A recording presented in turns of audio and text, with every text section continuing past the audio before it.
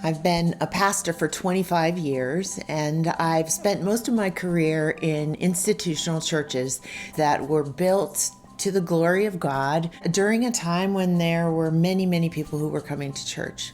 I've had the great honor of leading congregations through conversations and painful discussions about what the future holds for the mission of what we're called to do. To heal the world, to love God, and to love our neighbor. And what is the best way for the church to do that in this moment when our institutions are declining? Invested faith really started to form as an idea in my head when I read an article in The Guardian that said religious institutions in the United States hold more in assets than Microsoft, Google, and Apple combined. That is trillions of dollars.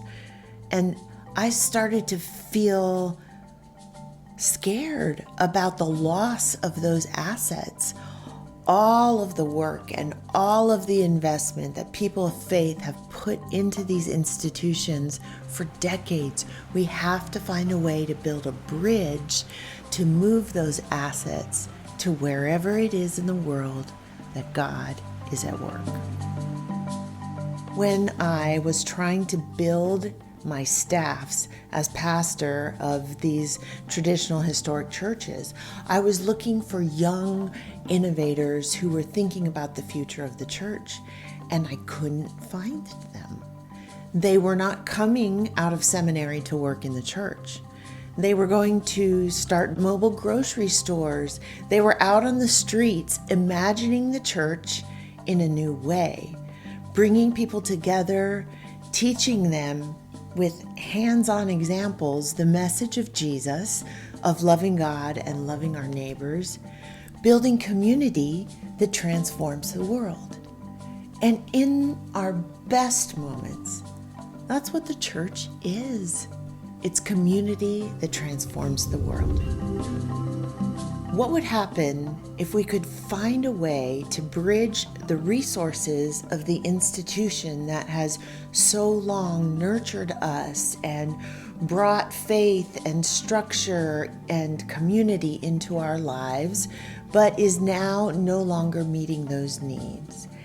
And those young innovators who need the resources, who need the wisdom, who need the support of the traditional church to do the work of Jesus in the world.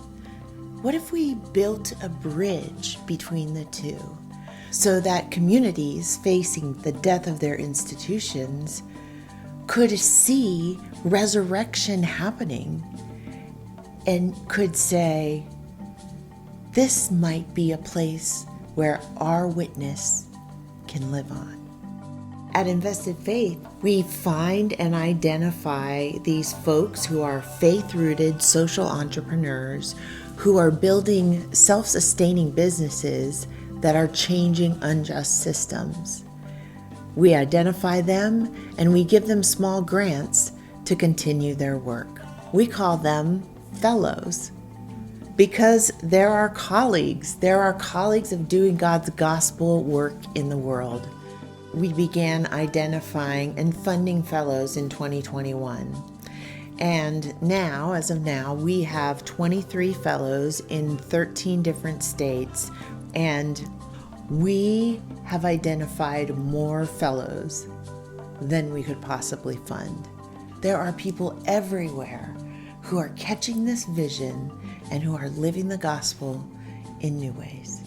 When we're asking these questions about decline, we often resort to fear, and then we tend to forget that the central story of our faith is death and resurrection.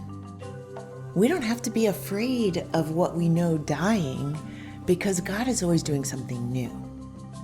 Conversations about how we send our witness forward are some of my favorite conversations. I'd love to talk to institutions, churches, individuals who are looking for a way to make sure that the seeds that they have are spread as far and as wide and as effectively as possible. We can step out of the fear into the future together.